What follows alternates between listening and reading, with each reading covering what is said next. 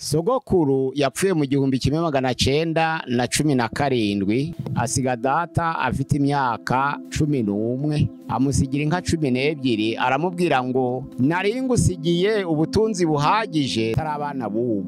Ubwo nukuvuga ngo mu 1917 abana bico gihe barabubu turabana babapfuye n'abatarabana babapfuye nabuzukuru babapfuye. Bibiliya yemera gukubita ntabwo yemera gutukana. Samusoni kuzana umufilistiyakazi ntabwo cari cakumana ahubwo icana uko Samusoni yamenye ibanga ry'Uwiteka. Kuva isi yaremwa hari amoko abiri, hari abapagani n'abakristo. Co caka gukosora nibutsa nuko bakwiriye kuja baravuga bati abana bubu bakibuka n'ababyeyi bubu. 7 abana bubu 9 abana bubu. None turi muri 2025 baracavanga abana bubu barushaho kwiyonona. Ba divorce zano n'uburere bahawe n'ababyeyi nubwo bahawe n'itorero. Akaga kaguye kagwiriye urubyiruko, ariko ibihe tugezemo babyise ibihe biruhije, aho umugore n'umugabo bagomba gukorera amafaranga kandi bagakorera amafaranga batari mu rugo, kandi abana bari mu rugo bagomba gukura. Guhitamo twunguke imyambaro duhomba imitima. Gusenga everyday, gusenga buri munsi. Nusenga uzanesha, nunanigwa gusenga uzaneshwa. Senga kakwihebura kandi kakurira yayindi yatura rataro bijyanyene kakwihebura kandi kakurira yayindi yahungana ana bijyanyene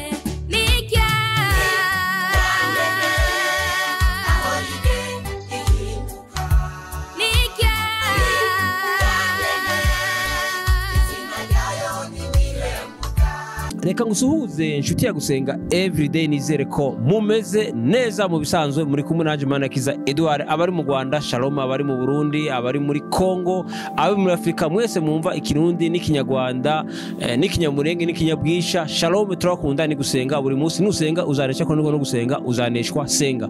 Abari ku mugabane wa Burayi shalom, abari ku mugabane wa Aziya shalom, abari ku mugabane wa Amerika shalom, abari ku mugabane wa Oceania shalom. Kuko muri kuri kamera ya gusenga turi kumwe na Dr. Revera Pasiteri Mpazi bireguraho. Dogiteri shalom shalom. Makuru shalom. Muraho murashima Imana? Turakomeye. Mwatangira musuhuza abantu. Ni karibu turabakire kuri channel ya gusenga everyday. Bene data muri Kristo Yesu, abatugana bakurikirana ibiganiro turabakiriye. Ni karibu uyu munsi wa none. Bari mu migabane itandukanye, bari mu bihugu bitandukanye ndetse no mu ntara zitandukanye. Ni karibu kuri channel ya gusenga everyday. Mana turagushimiye, turaguhimbaje, umwanya nuwawe. Gize neza mu cubahiro cawe, tuje uko turi kose mu ndenke zacu kugira ngo twongere imbaraga, tuganirize bene data, tubasangiza ibyo kurya byera. Reka ijambo ryawe ribakomeze, ribabere umutsima utera imbaraga. Reka ijambo ryawe ribabere bitabaza, rimurikira ibirenge ry'inzira banyuramo. Ndagushimiye ko urakomeza kubana natwe. Reka ijambo ribe imbuto itabora mu mitima ya bose abaryumva uyu munsi wa none n'abazumva mu gihe kizaza, mu izina rya Yesu Kristo umwami wacu, amena.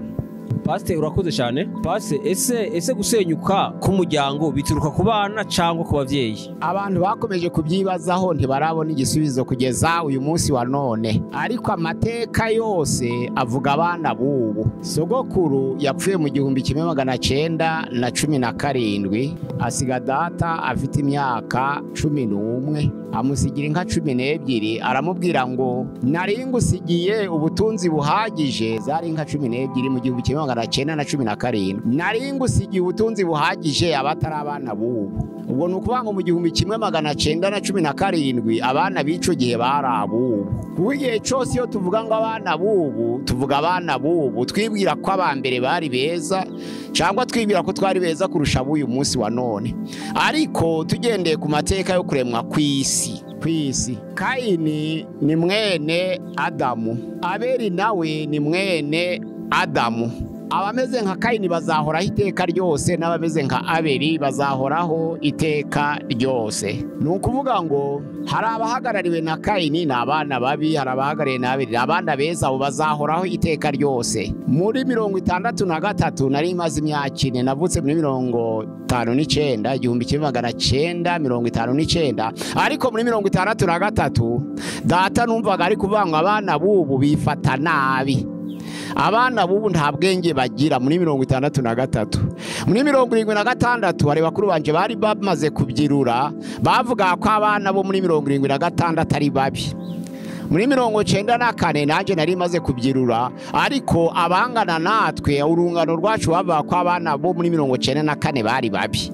Kugeza uyu munsi wa none abantu bari kuvuga ngo ababyeyi nta kibazo, ngo ariko abana ni babi. Urubyaro rwariye nonye, urubyaro rwarangiritse, urubyaro ni rubi, urubyaro ni rubi. Ntaje baravuga ngo ababyeyi ni babi. Ariko turira ngo tugendere ku mateka y'ukuri, turebe n'ibyanditswe byera aho ngaha. Noneho rero muri Imigani ibice 22:6 haravuga ngo menyereza umwana wawe inzira akwiye kunyuramo akiri muto, ngo azarinda asaza atarayivamo. Iryo jambo rivuga ngo menyereza umwana wawe inzira akwiye kunyuramo akiri muto. Ese ni umwana ungana iki? Uko tungana uyu munsi wa none turi abana b'abapfuye, n'abatari abana b'abapfuye n'abuzukuru b'abapfuye, kandi igihe cyose abantu bazahora ari abana b'abapfuye cyangwa ari abuzukuru b'abapfuye. Ariko abapfuye bazahora ari ababyeyi babakiriho, abapfuye bazahora ari ababyeyi babakiriho. Ahangaha rero ijambo rivuga ngo menyereza umwana wawe inzira akwiye kunyuramo akiri muto, azarinda asaza atarayivamo. Umwana angana iki? Mu gitabo cya Psychologie de l'enfant, umwana bashaka kuvuga ukwiriye kumenyereza ni umwana w'imyaka 2. Iyo umwana amaze kurenza imyaka 2, rimwe ageze no mu kigero yakwiruka agasiga umubyeyi, ntaba kigoro, biba byararangiye. Iyo umwana yakwiruka akagusiga uri umubyeyi we, ntabwo uba ukimugoroye, uba warakerewe. Ababyeyi benshi banga kugira inama abana ngo baracare bato ntibarabyumva. Ariko umwana wavutse uwo munsi afite ikintu cyitwa capacité crânienne. Ni kwa kundi bavugaga ngo umuntu agira ihindagurika, ngo hari australopithèque, hari pithecanthrope, hari homme de néandertalien, hakaba homo sapiens. Nuvuga ngo australopithèque, pithecanthrope, néandertalien, homo sapiens.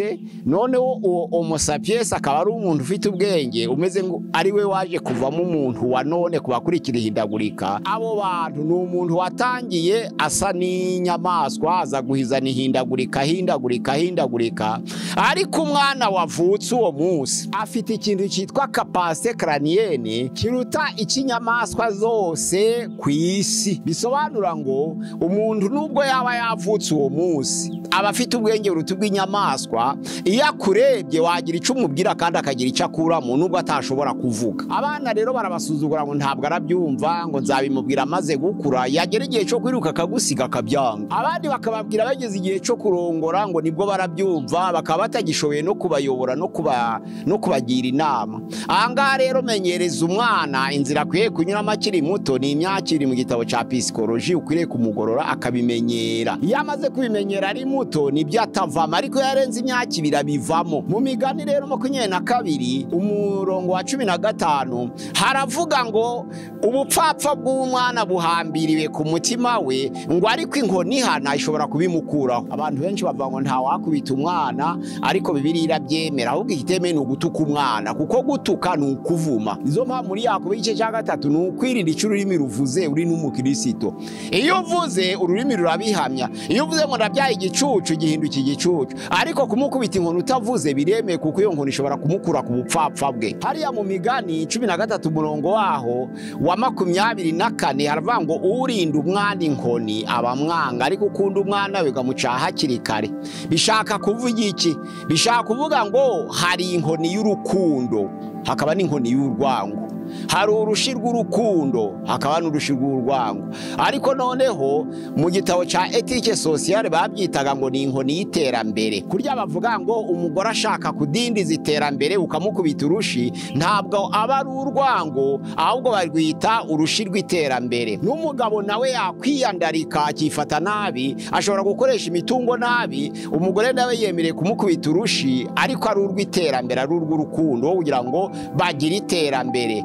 uretse ko umugore atemerewe gukubita umugabo mu maso, akubita mu mugongo, ariko umugabo akubita mu gutwi kugira ngo rwitwe urushi rw'iterambere mu gitabo cya etike sosiyale. Ibyo bireme, Bibiliya yemera gukubita, ntabwo yemera gutukana. Gutukana bihinduka umuvumo. Ibyanditswe byera bivuga ngo umunyavu ushobora gukura umwana ku kintu kibi, ariko hari abantu batabyubahiriza. Rero niba byaranditswe mu Bibiliya ngo urinda umwana w'inkoni abamwanga, ni ukuvuga ngo iremewe, ariko ikitwa inkoni y'urukundo, inkoni yo kugorora, iremewe. Ababyeyi rero akenshi na kenshi birengagiza inshingano zabo, ariko tugendeye ku mahame y'ibyanditswe byera, Abakorinto ba kabiri igice cya 12 umurongo wa 14 haravuga ngo ntabwo ari abana bakwiriye kuzahunikira ababyeyi, ahubwo ababyeyi nibo bakwiriye guhunikira abana. Bivuga ngo abana si bo bahunikira ababyeyi, ahubwo ababyeyi bahunikira abana. Bisobanura ngo inshingano zo mu nzu zireba ababyeyi kurusha abana. Nibyo hari n'abana bifata nabi, turareba dukurikira ibyanditswe byera, ariko ababyeyi benshi birengagiza inshingano zabo, ugasanga abana baragoranye bitewe nuko hari inshingano zitubahirijwe abana bakiri bato. Kandi Abakolosayi igice cya 3 umurongo wa 21 haravuga ngo bana ntimubabaza ababyeyi. Iyo hari icyo utubahirije mu nshingano zawe cyo kugenera umwana, ushobora kumubabaza akangirika bitewe nuko ari we wamuteye umutima mubi. Nizo mpamvu ngo base ntimubabaza abana batazinukwa, ni ukuvuga ngo iyo bamaze kuzinukwa barabananira. Turareba mu byanditswe byera ngo twavuze ngo Kayini afite abahagarariye kuva ku kuremwa, kuva kugwa k'umuntu. Abeli akagira abahagarariye kuva umuntu yagwa, abo bantu bazahoraho. Rero iyo bavuga ngo abana b'ubu navutse babivuga, abana b'ubu namwe baracabivuga, ndetse cyane cyane uyu munsi muri 2024 bavuze ngo imiryango iri gusenyuka, abana bifashe nabi, abana banga kumvira ababyeyi. Ariko uko zigenzura, nagerageje gukora ubushakashatsi, nsanga 80% ababyeyi ntabwo bubahirije inshingano zabo. Mperutse kuva ku Kicukiro Nyabugogo, nafashe bisi. Iyo bisi yari yayindi bita ngo nishura umuteto, kwari kwinjira mugafata ikigozi, ariko namaze kwinjira muri iyo bisi, maze guhagarara nsanga imyanya yose bayirangije. Nsanga umukobwa wicaye iruhande rwanjye, akaba ari umunyeshuri nigishije kuri groupe scolaire Saint Martin. Noneho numva ngize ibyiringiro, kuko ubwo mpagaze iruhande rw'umunyeshuri nigishije, n'umukobwa arahaguruka. Ibyo mbyishiramo kwarahaguruka, kandi ntaganiriye nawe. Turagenda, mbonye adahagurutse, noneho ndakomeza nafashe rwangwe, ariko ndakomeza, mbonye ko bikomeye. Twageze Nyabugogo, ndamuhamagara ntisha amakuru ni meza, wamenya ati nakumenye, ndinde nguri profe wanyu. Ko ndi profe wanyu, nkaba nasanze muri bisi imyanya yashize, wicaye ntunyimukire. Aravuga ngo na data nawe umutanze sinawumuha, muretse we profe, ngo na data nawe umutanze uwo mwanya sinawumuha muri bisi. Yakwemera, yagenda ahagaze. Abantu batangira kuvuga ngo n'umukobwa ngo ni mubi, ngo avuze nabi. Narababwiye ngo umukobwa ntabwo ari mubi, kuko mperuka mwigisha, ariko sinzi ibyari mu uyu munsi wa none. Ariko niba abona bagenzi be bari mu universite, wenda na segonderi atarayirangije, sinzi, sinamubajije amateka ye, none akaba ari kugenda muri bisi ashakisha ubuzima, abandi bari ku ishuri, arababaye. Ntabwo rero ngiye ashubije nabi, ahubwo ni ukwihorera kuri se, kuko ngadanase. Akenshi rero usanga abana bazinukwa kubera iby'ababyeyi babakoreye. Niba ababyeyi batubariza inshingano zabo ku bana babo kandi barababyaye, batuma imitima yabo izinukwa. Noneho imitima yazinukwa bagakurana uburakare, bakurana uburakare, ibintu byose bizakurikiraho bikangirika. Turebe mu byanditswe byera, Samusoni yari umwana mwiza warezwe, atoranywa nk'umunaziri akiri mu nda ya nyina. Abacamanza igice cya 13. Amaze gutoranywa, ndetse hari n'ibyo nyina yagombye kubahiriza, kutanywa vino ku bw'uwo mwana watoranijwe nk'umunaziri. Abacamanza 13. Noneho 14 nibwo noneho ubunaziri bwuzuye, ariko igihe cyo kurongora kwa Samusoni kiragera. Agiye kurongora, yari umusore w'ibigango, ariko abenguka umukobwa w'Abafilisitiya witwa Delila. Amaze kumubengukwa, ku gice cyaho ca 14 umurongo wa 3 haravuga ngo ababyeyi be baramubwira ngo, kuko yabwiye se Manoa ngo sabira umukobwa w'Umufilisitiyakazi. Noneho bari baziranye bajanye, ariko Manowa aramubwira ati mwana wanje, nta bene wanyu abonyemwo abageni, muri bene wanyu nta bageni barimo. Ijambo ry'Imana rivuga ngo se na nyina bakomeza kubimwingingira ngo mbese muri bene wanyu nta mugeni urimo. Ariko ku murongo wa 4 hari ico havuga hagikomeye, haravuga ngo Imana yari ibirimo kugira ngo izakoreshe Samusoni yice Abafilisitiya. Imana no yari ibirimo, ariko ababyeyi bubahirije inshingano zabo kuko Abisirayeli ntibajaga mu banyamahanga. Manowa yubahirije inshingano, nyina wa Samusoni yubaha inshingano, n'isezerano yahawe Samusoni akiri mu nda ya nyina yari akiryibuka. Ariko aravuga ati nta mugeni wabona muri bene wanyu aho kuja mu banyamahanga badakebwe Abafilisitiya. Samusoni ntiyabyemeye, ariko umurongo wa 4 uravuga ngo n'Imana yari ibirimo. Nuvuga ngo yari yarateguye ko izakoresha Samusoni ngo yice Abafilisitiya. Usomye 15 umurongo wa 4 hari igihano Imana yaha Abafilisitiya kuko bateraga Abisirayeli buri gihe.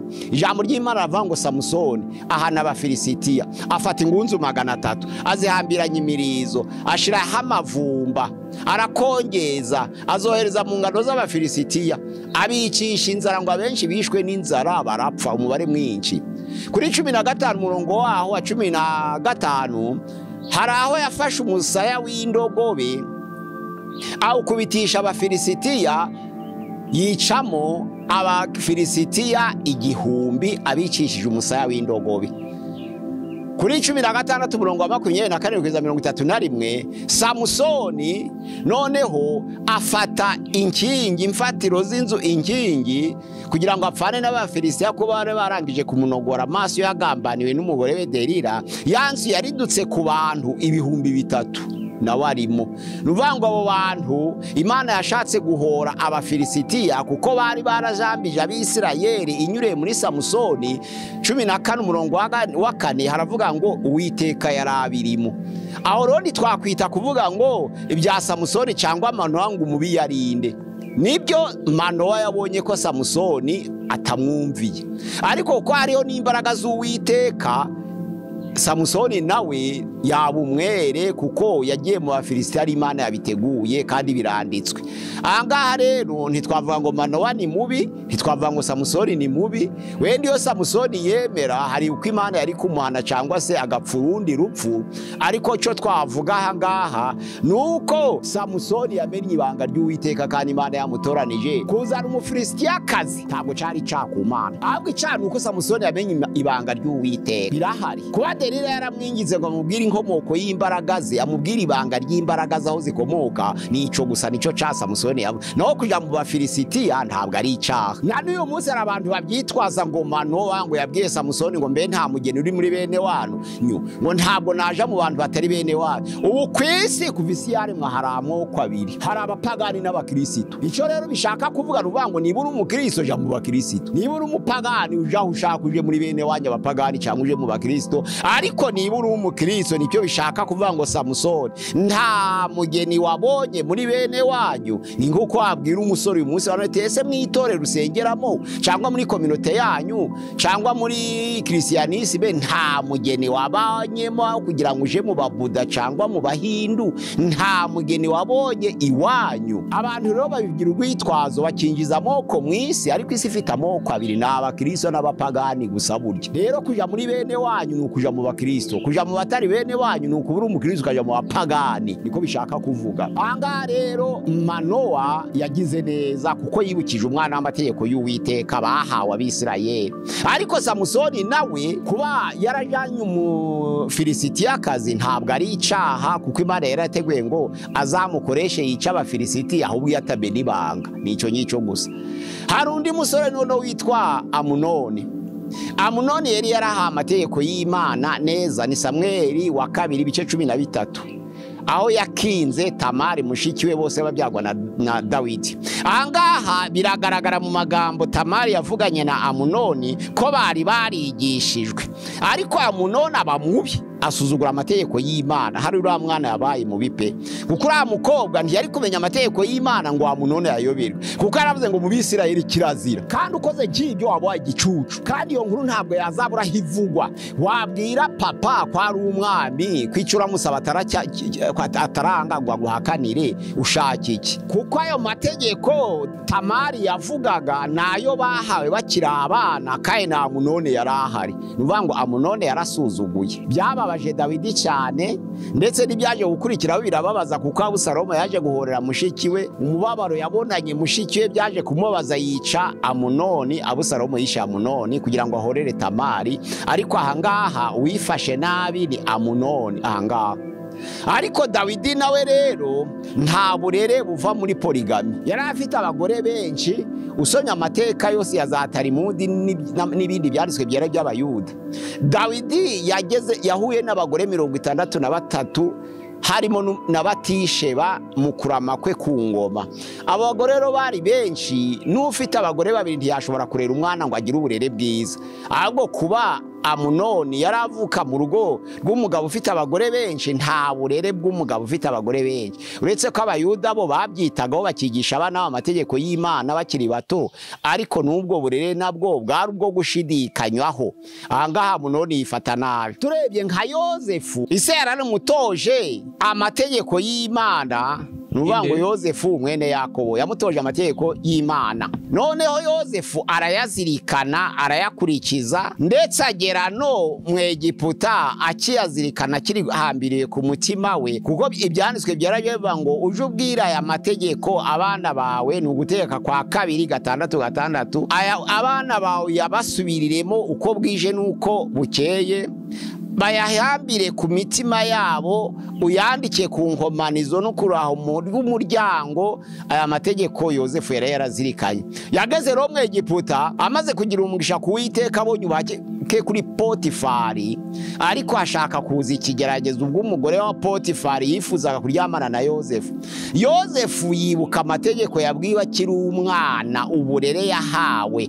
Aravuga ngo ntabwo nakora icyaha gikomeye gitya. Yibuka ukuntu Imana yamugiriye neza, ikamukiza amaboko ya bene se, ikamuhesha umugisha kuri Potifari, akagubwa neza, ndetse akagirirwa ubuntu, agakundwa nawe. Arebye iby'Imana yamukoreye abiha agaciro, arebye amategeko y'Imana ise yamwigishije Yakobo abiha agaciro, yanga gukora icyaha. Aravuga ngo ntabwo nakora icyaha kiremereye gityo. Databuja ntaca atampaye, yanyiguriye byose nkayentanda, ariko we ntiyakumpaye mu byo yangeneye, mu byo yampaye ntabwo yakumpaye. Nuko yaracibuka amategeko y'Imana. Ntukagire izindi mana mu maso yanjye, ntukiremere igishushanyo kibajwe, ubahe so na nyoko, ntukavuge izina ry'Uwiteka Imana yawe, ntukice, ntukibe, ntugasambane, ntukifuze inzu ya mugenzi wawe, ntukifuze umugore wa mugenzi wawe.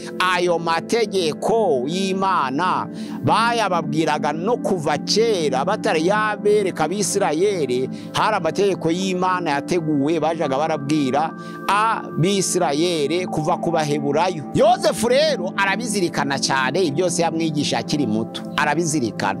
Aravuga ati Imana yangiriye neza, inkiza amaboko ya bene data, ndarokoka, sinigeze ngubwa nabi. Nubwo habaye urugendo, ariko Imana yangiriye neza, ngirirwa ubuntu kuri Potifari, ntabwo nacumura ku Uwiteka. Yaracibuka amategeko y'Imana, yabaye umwana mwiza.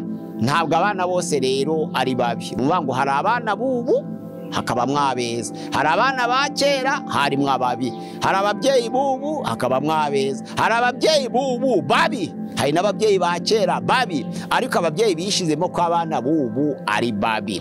Hari igihe kutubariza inshingano nabyo ari ikibazo ku babyeyi, bagahinduka babi kandi batabyemera.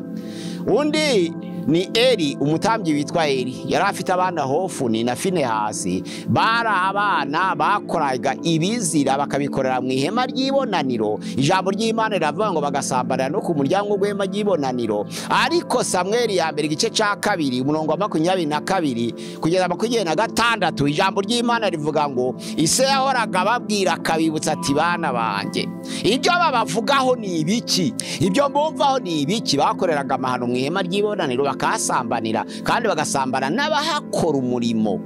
abakora isuku ku ihema ry'ibonaniro abahungu ba Eli bakahasambanira nabo byari ikizira ku Uwiteka.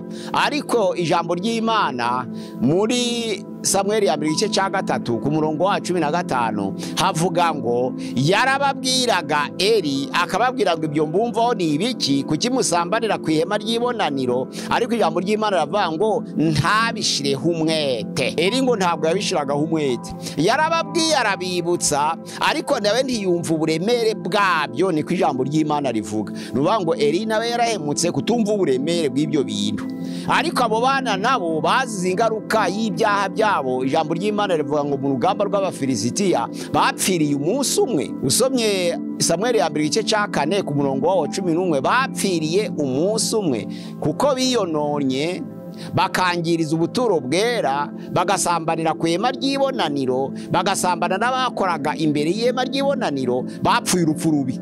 Abo bana babaye babirera. Ubwo nuvuga ngo abana b'igihe cya Fenehasi nabo hari harimo ababi, ariko hariho umwana abeza. Mu gihe cya Yosefu yari umwana mwiza, ariko noneho hari ababi. None se Yuda watanze igitekerezo cyo kumugurisha n'Abarabu, abo bitaga ngo abacuruza b'abantu, abadandaza b'abantu, agahitamo abigareyadi bacuruzaga abantu.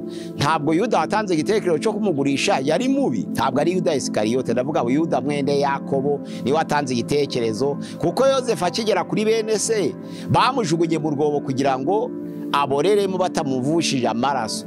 Ariko babonye abakaravane bigareyadi bacuruza abantu, baravuga bati twamuryaho icyashara. Uwatanze igitekerezo cyo kugurisha Yosefu ni Yuda, ntiyari mubise.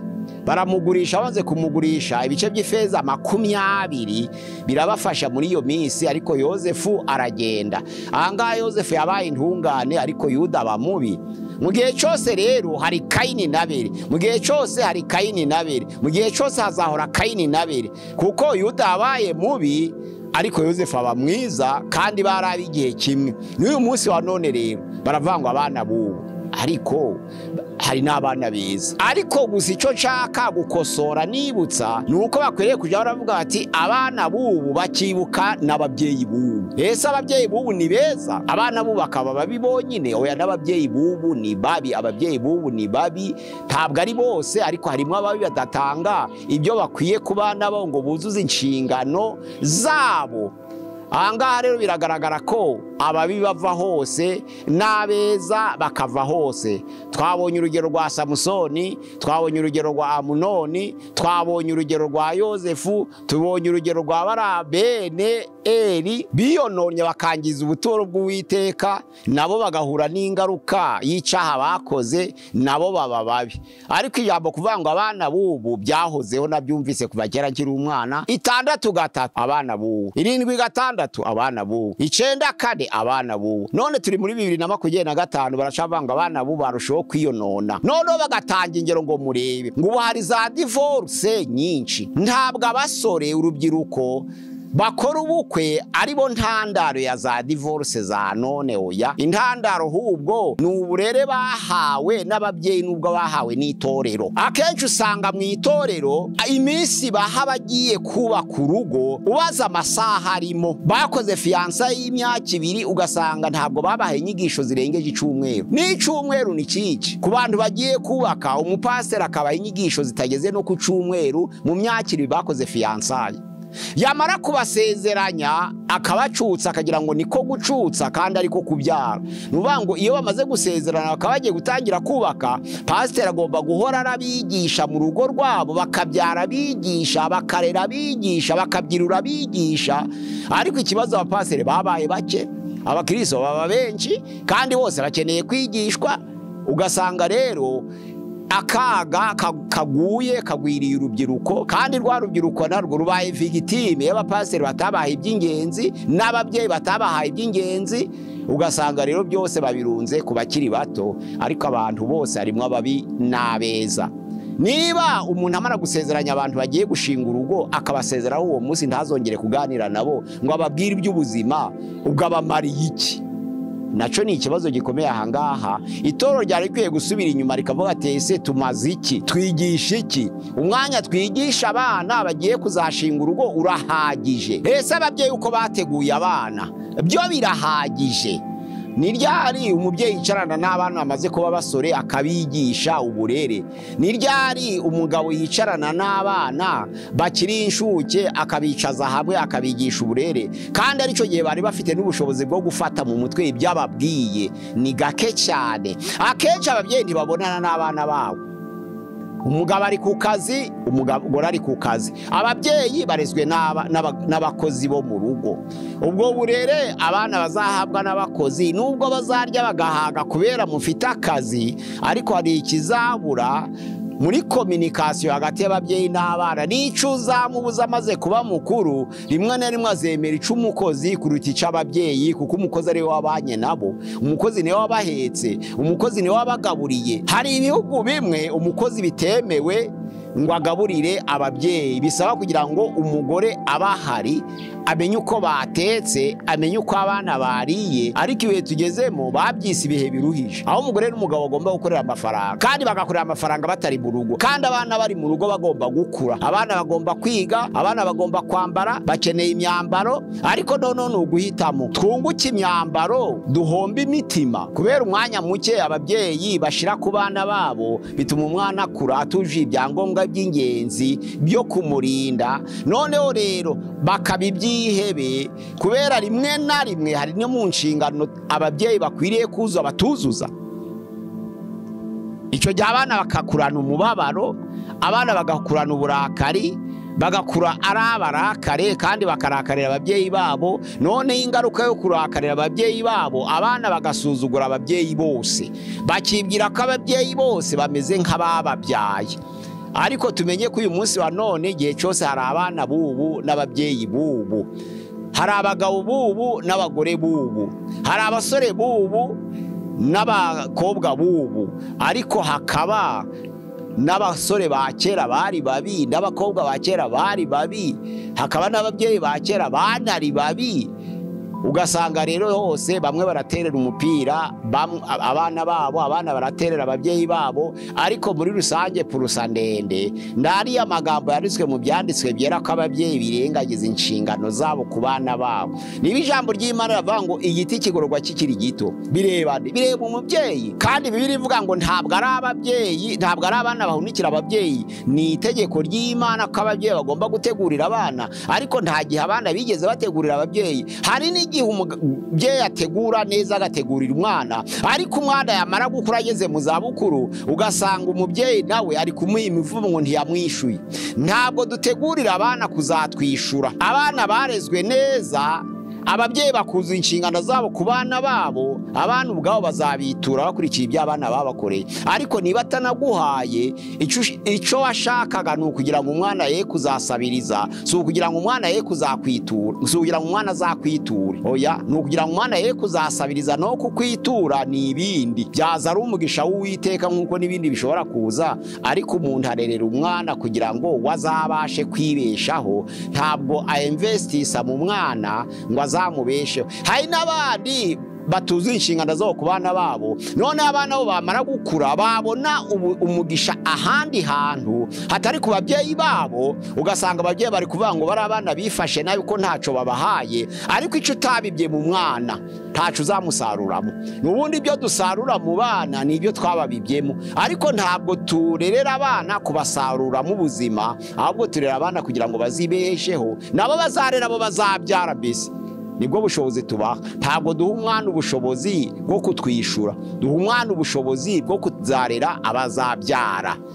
Narizo mpamvu iri jambo rivuga ngo ntabwo ari abana bahunikira ababyeyi, ahubwo ni ababyeyi bahunikira abana. Abakorinto ba 2:12-14. Ni ukuri kudahinduka. Imana yacu dusange tumenye ko ibibi biba mu gihe cyose. Kuva Adamu yakora icyaha na Eva, ibibi bibaho mu gihe cyose. Ariko noneho ababyeyi nibo bakwiriye guhunikira abana, ntabwo ari abana bahunikira ababyeyi. Niba turera abana kugira ngo tuzagire ibyo tubasaruramo, twahujije intego. Ahubwo turerera abana kugira ngo ibyo twabakoreye bazabikorera urubyaro rwabo. kandi noneho rero niba umwana agize kugubwa neza ntaco wamumariye ntukamurebe nabi cyangwa umucire urubanza ngo ntabwo agize icyo aguha kuko icyo utabibye mu mwana ntaco uzamusaruramo. Abatwumva uyu munsi wa none mufite abana mwuzuza inshingano z'ababyeyi kandi mwe kubababaza batazinukwa. Imana iduhana umugisha uyu munsi wa none kugira ngo inshingano tuzibuke kandi tumenye ko igiti kigororwa kikiri gito nkuko ijambo ry'Imana rivuga ngo menyereza umwana wawe inzira akwiye kunyuramo akiri muto azarinda asaza atarayivamo. Iryo jambo ni ihame kandi ni ukuri. Reka duhunikire abana bacu iby'ukuri mu izina rya Yesu. Amena. Pastor, reka tugushimire tukubwire ngo Imana iguhe umugisha. Reka dushime nawe warubanye natwe muri kiganiro tukubwire ngo Imana iguhe umugisha. Reka dushime umuntu kandi subscribe koze sabone. Reka dushime dufate ibiganiro byacu kabisharinga tukubwire ngo nawe Imana iguhe umugisha. Pastor, sinzi ko ari kintu bakongeraho kuri channel ya gusenga everyday ni 078 ni nimero ya WhatsApp 07866696620. Channel ya gusenga everyday 07866696620. Murakoze, Imana iduhana umugisha hamwe. Murakoze cyane igana ubutaha. Shalom shalom. Shalom. Gusenga everyday, gusenga buri munsi. Nusenga uzanesha, nunanigwa gusenga uzaneshwa. Senga.